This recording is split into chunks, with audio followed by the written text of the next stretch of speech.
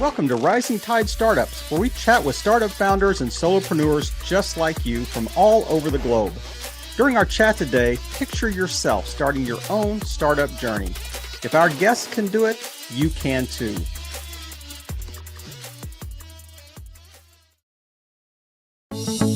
Every episode of Rising Tide Startups is sponsored by Podbrand Media. Let Podbrand create and host your company branded podcast. Learn more at podbrandmedia.com. This is a Rising Tide Startups podcast. My name is Kevin Prewett, and I normally host this podcast, but today we're going to do something just a little different. I am going to jump on the other side of the mic and have a very good and dear friend of mine sit in my seat for this episode. Steve Collins. Steve, thanks for joining us on Rising Tide as a host. It's great to be here, Kevin. I feel a little bit like that quarterback who is the backup quarterback and hasn't thrown a pass in 2 years or something. So this is quite the honor to sit in, because you always do such a good job hosting and making people feel comfortable, but also really kind of stretching their thinking. So looking forward to our time together today. Man, that's a great analogy. I can just picture you holding that clipboard. You think the coach calls your number and you're going, what? Yes, am I ever getting in? No, it's good. Well, Kevin, one of the ways that you always start the podcast is trying to just give the guest an opportunity at a high level to introduce themselves. But I love the way that you think about it in terms of a networking event. Meeting Kevin Prewett for the first time, trying to figure out who is this guy. How do you introduce yourself? It's a lot easier being on the other side of the mic when I'm asking this question, but I think what I would say is my day gig is I work for a nonprofit, and love that whole environment, love the passion and the ethos behind that. But heading into retirement right now, I am looking at really doubling down kind of in the podcasting space. And I started that in, January 1, 2018, had my first guest, and just out of the blue, I mean, never intended to be a podcaster, just it was more of a hobby, like, woodworking in the garage type thing, but it kind of got in my blood. But my family and I, we have lived overseas. We've lived in 4 different countries on 3 continents. I've got 4 kids, 5 grandkids. Been married happily for over 40 years, and just really blessed. And I think if I introduce myself in 6 months or so, I would say I'm a retiree that does podcasting on the side. It is really so interesting as you head into that retirement space. I used to joke after I retired from my first career was that when I tell people I'm retired, it lowers the expectations a little bit. Oh, you're retired, No doubt. But actually, to look at it differently, of now there's a pivot towards a chance to even double down more on that. I mean, what does that feel like in terms of that transition? Because obviously, for the nonprofit world, that has been a primary emphasis for most of your career. What does it feel like to be being looking at that pivot right now? That's a really good question. And it's a lot easier, like I said earlier on, when we first started this, to be on the other end of the mic. I mean, right now I'm faced with the situation where, I've kind of got to put my money where my mouth is. I've been asking people these questions for years, and just having an idea of, I am the sole provider or the sole one responsible for making this work. And every decision that you make, I mean, you're the CEO and the person that empties a trash can, all wearing the same hat, but every decision you make has a direct impact kind of on the bottom line. So it's a lot different than the nonprofit world. And I'm looking forward to it, looking forward to kind of implementing some of the lessons learned, over 8+ years of doing, almost 10 years of doing this podcast. And just the idea that, how do we put some pieces in place, kind of iterate, test, pivot, make changes, try to stay lean, all the keywords that you've heard over the years. Mm-hmm. I mean, obviously you're in that pivot point, but you're somebody that really, I mean, you're one of the most entrepreneurial people I know. I mean, to be around Kevin is to be around almost like an idea machine. There's always the next idea. And so obviously in that, you were coming from that not-for-profit space, but you were doing entrepreneurial things within that space and outside that space. And so how did this this focus on podcasting, how did that one sort of rise to the top, and one that really you saw the opportunity to really go from just idea to actually a viable, implementable business? That really is a great story, because when I first started the podcast, it was, non-monetized at all. So all I wanted to do was talk to people in kind of the startup space. I wanted to hear their ideas. I wanted to hear the lessons they were learning. I wanted to hear their successes, the wins, losses, everything about it. I just wanted to continually be in that space, because you're right. I mean, that's kind of how my brain works. And I was consuming content probably faster than good podcasts could create it, because I was listening to podcasts all the time and just loving those stories. And so I thought, one I was listening to that was a podcast that had hundreds of thousands of downloads. They asked the same 5 or 6 questions every episode. And I thought, I can do that. I can ask people questions. So I just started reaching out on LinkedIn and said, hey, I'm going to start a new podcast. I want to ask questions. I want to hear your story. Would you come on? And so that was, January of 2018. So, but what happened one time was one of the guests just turned to me and said, hey, would you host my podcast? I'm doing a podcast. I'm kind of tired of doing it. Would you be the host for my company podcast? And that's where the real shift happened, where I thought, maybe I can make money doing this, and maybe this could be a business, in air quotes. And that's where it started, was in that space. And like you said, I've iterated a few different ideas in the podcast space. There was one around high school football. I've done one, with 3 or 4 clients at different times.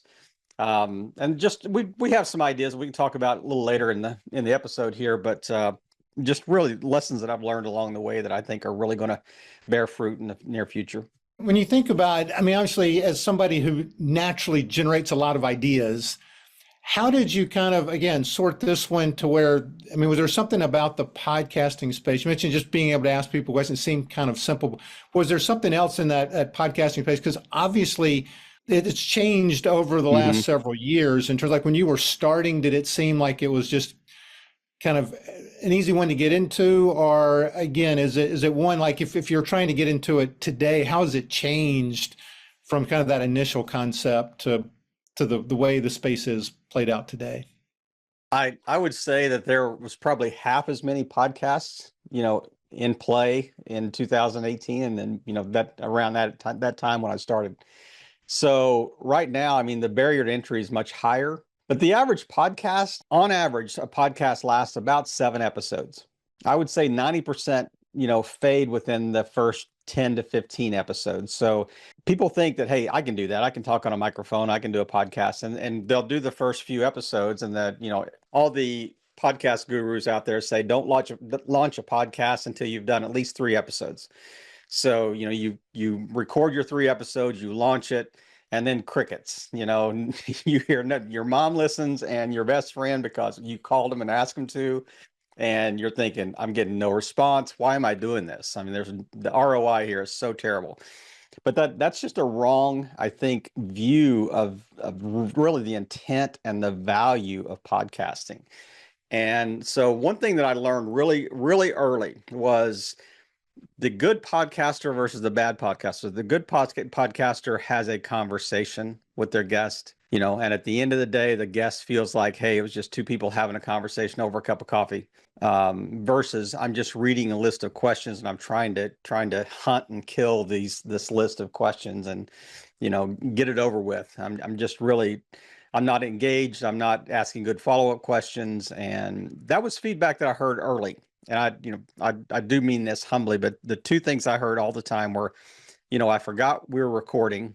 It just turned into a conversation. And number 2, they kept saying over and over again in the feedback, you ask really good follow-up questions, because I could tell you were really listening, when we gave answers to questions. And that's key. That really, I think, adds value to people coming on, because it's their time. You want to value that time. And so based on those 2 things, it was pretty easy to say, this is how you can differentiate yourself from other podcasts out there.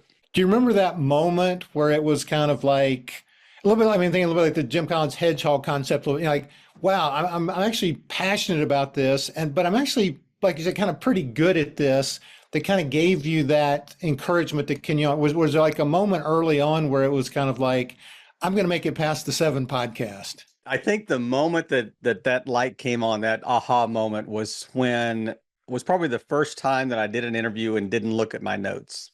That's when it became natural. That's when I knew kind of the questions I wanted to ask, the general direction I wanted to head, but yeah, I just kind of let the flow of the podcast happen. And that's when you can segue, but from question to question, you can have a rhythm, for the episode, and really, without having to ever look at any notes at all. That's when you think, hey, I can do this. And when somebody says, hey, I'll pay you to do this, that's another, one of Mhm. those aha Well, that's the moments when you're third thinking, part of that that's an economic affirmation. return. Yeah, is like, Exactly. hey, it's worth my time to do it.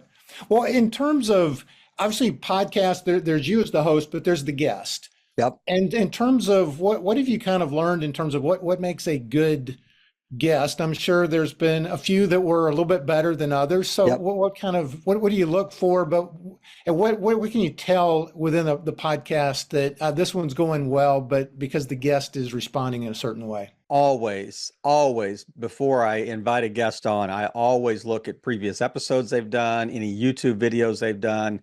Um, I mean, if you're not engaging, I don't care what your story is. I don't have time, and I don't want to subject my listenership to a really boring, interview. So another thing I learned is when I'm looking for guests is that you want to find somebody that is successful, but not too far down the road. I can interview Bill Gates, I can interview Steve Jobs, Elon, if they would ever come on the podcast. Mhm. You can interview those people, but people can't identify with that. That's a bridge too far. That is, I mean, I want to talk to somebody that stepped out of the cubicle 3 years ago, has had some, hard knocks along the road, but have learned from those things, and taken steps and pivoted, and is successful in what they're trying to do, and can also share that information with other people. So you want it to be informational, but you want it to be inspiring as well. And finding those people that have not been out of the rat race too long, but yet long enough to at least show some stability, and show some momentum, in a positive direction, and just really give them a chance to share their stories. That is a really good point. A lot of times you go to conferences and they have the big name up there giving their formula for success, and you feel like there should be a little disclaimer going, 99% of you will never get this far. And so, yeah, having people that they really have been in it and probably are more relatable to just these are the challenges that are out there in doing that. Well, in terms of, I mean, obviously you've had this opportunity to just have now thousands of hours in some ways of listening to entrepreneurs, um, and then their startup stories, their scaling stories, those kinds of things. Are there just a handful of things that stand out, almost like the difference makers between those that have experienced the success they desired and others that seem like they're more stuck in terms of, or there's a ceiling on maybe Mhm. where they're going to be able to take their organization? I used to ask this question in the interview, and it was around the nature versus nurture, question that said, I said, do you believe that successful entrepreneurs, solopreneurs out there, do you think they have a genetic disposition to this? And I would say about 80% of the time, maybe 90% of the time, I think the guest would say yes. They think that there's a difference between being an entrepreneur and being a business owner, or an entrepreneur and being somebody that's a CEO of a business. It's a different skill set. It's a different mindset. It fleshes itself out completely differently. The average CEO out there that is just good at running a company and casting vision for that company is completely different than somebody that sits in a coffee shop and can write down 15 different business ideas on a coffee napkin, in 10 minutes. And so I think that it's important, not vital, but it's important that you're passionate about what you do, that you enjoy what you do, that there's some sense of, you hit that flow or that runner's 5 mile high or something like that, that you come to a point where you're saying, this really doesn't feel like work to me.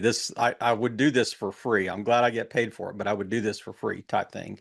And so I would say those two things are crucial. I've seen over and over and over and over again. If I wasn't doing podcasting, I'd be doing something else. But podcasting just seemed like that intersection, that divine appointment of all these things coming together. At one time, that perfect storm of idea and opportunity and hopefully skill and in those areas. So it's kind of like that Venn diagram that says, what are you good at? What do people want? What are they willing to pay for? Where's that intersection? And finding that. Well, is there a difference? I mean, have you seen anything that indicates, I'm trying to think whether it's discipline, whether it's a habit, but kind of the people that are able to go from an idea, they've got a new idea every month to they actually have the intentionality and the discipline to actually implement it into a workable concept, like you were talking earlier, and then you begin to modify it a bit and pivot and those kind of things, but actually are able to get it. Is that a nurture nature opportunity type question?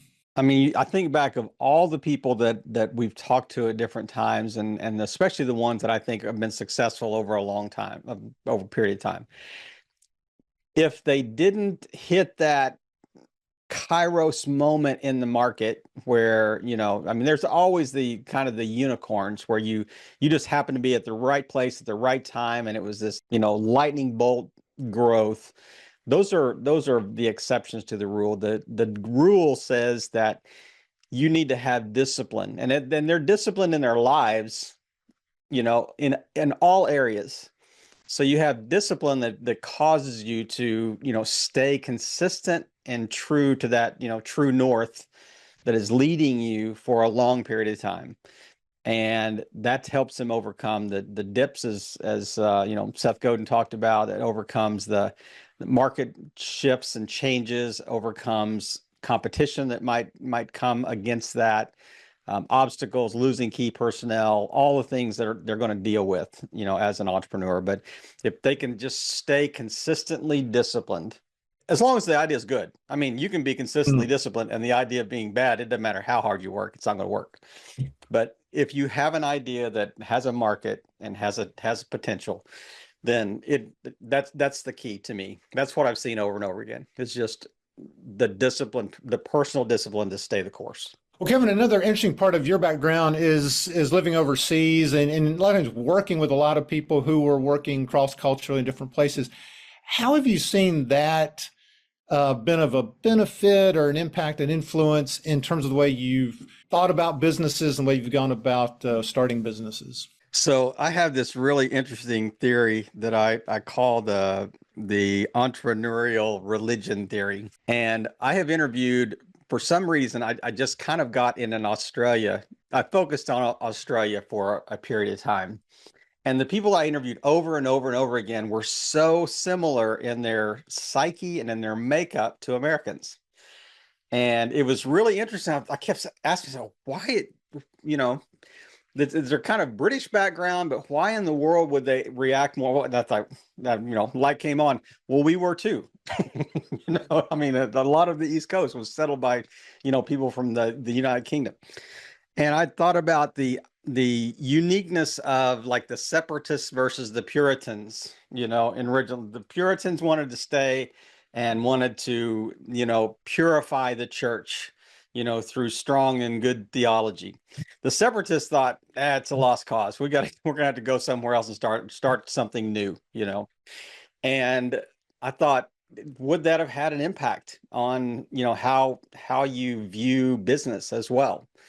And so it's like, the Australians and the Americans are like the separatists, and because there's not, I would say proportionately, there are not the same number of entrepreneurially minded people in Europe that there are in Australia and in the States.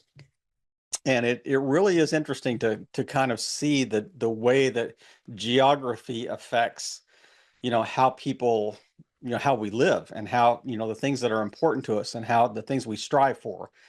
And it is this, kind of the idea of, pull yourself up by your bootstraps, mentality. And it's really been interesting because I asked almost every Australian that came on the podcast about that very thing. And you could just see the light come on in their eyes. And they were like, wow, we hadn't really thought about that, but I think you're right, mate.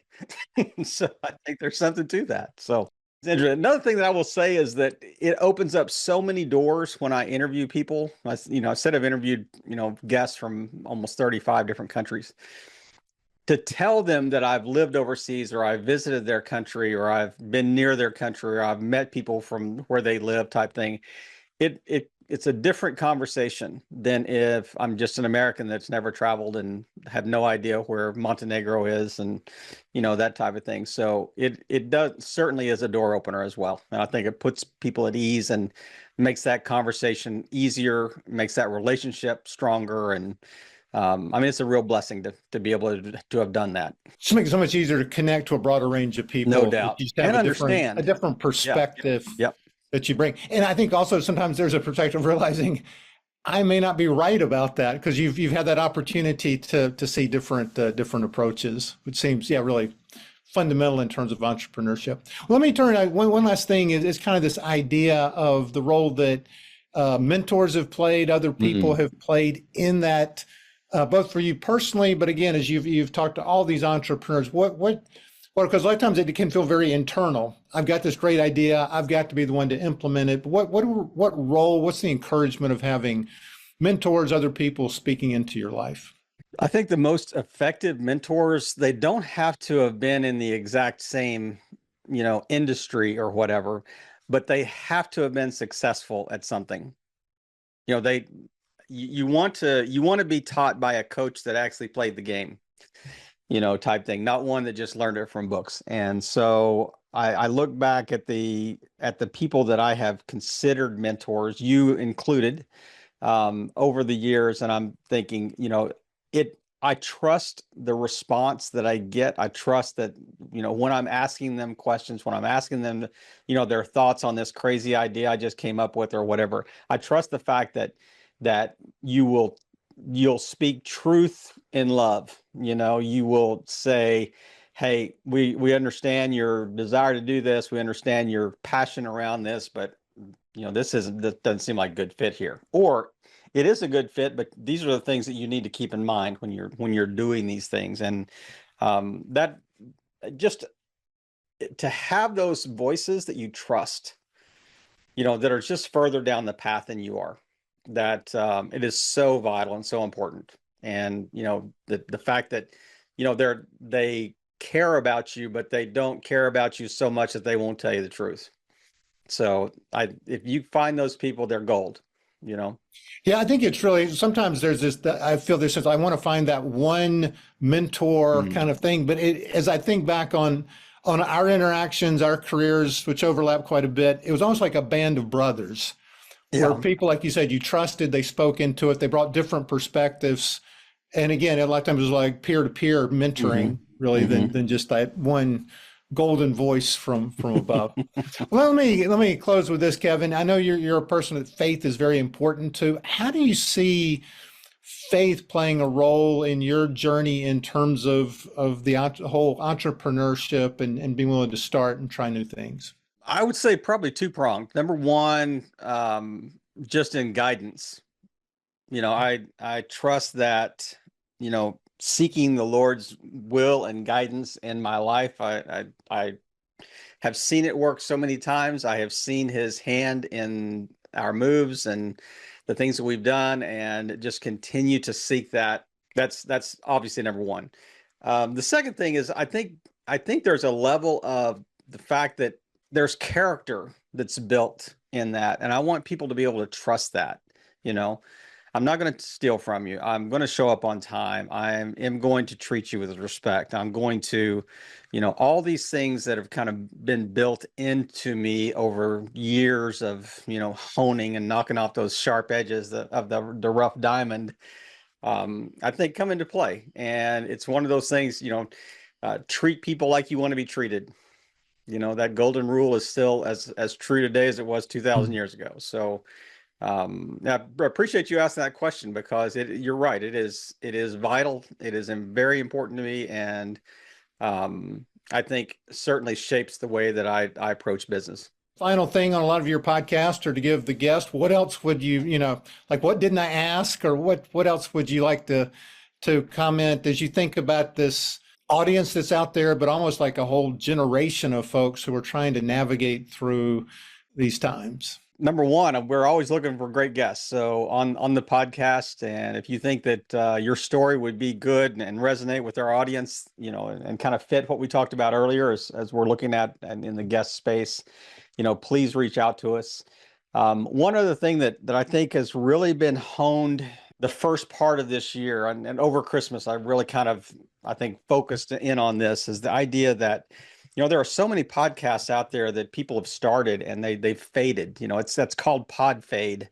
When you start a podcast and it just kind of dies a slow death, and you don't update an episode for 6 months or ever. But you can run a podcast for your brand or your company. Could be the greatest outreach tool. Really focusing on your ideal client profile. Could be or just generating good content. You do a podcast and ask good questions. Let me ask good questions as the host. And then when you run the transcripts over a 6-month period, you've got a book. You really have the framework of a book. And so many people want to write books too. So anything in that space we can do through Podbrand Media, and would love to be able to do that for folks. And but primarily on those that have started a podcast that they're starting to fade or have already faded, but they also see the value in their business of having a podcast, having an interview podcast. I'd love to help them out and serve as the host in that space. So, man, I appreciate your time today. Thanks for being able to sit on the other side of the mic. No, this was a great show. But I really do mean this, Kevin. It's always been impressed with. And watching the podcast, listening to them, there is almost this sense of the guest is processing, and they're gaining some ins. I always feel like at the end of the podcast, there's kind of a sense of you've helped them see, so almost like a coaching session in a way. So I think that's really been a positive benefit, especially people who are on sort of a consistent basis, because again, you're showing up each and you're having to think as you answer questions, and it's not just regurgitating things, but you're actually processing. So I think you've done really a helpful thing for your guest as well as the audience that listens to it. So I'd recommend that. And again, I say this sincerely, I think you've made a significant contribution to what you started out to do. And that was to really help all boats rise in a rising tide. And so appreciate the opportunity to be the backup quarterback today, and look forward to being able to do this again in the near future. Steve, really appreciate your help. This has been a lot of fun, and I may have to do this more often because it's less prep on this side. True. Well, you made it easy. Thanks again, buddy. Take care. All right. You take care. And now here's a quick word from one of our new sponsors on Rising Tide Startups. Every episode of Rising Tide Startups is sponsored by Podbrand Media. So you started your own company or branded podcast, and now it's fading. Let Podbrand give it new life. Check out podbrandmedia.com to learn more.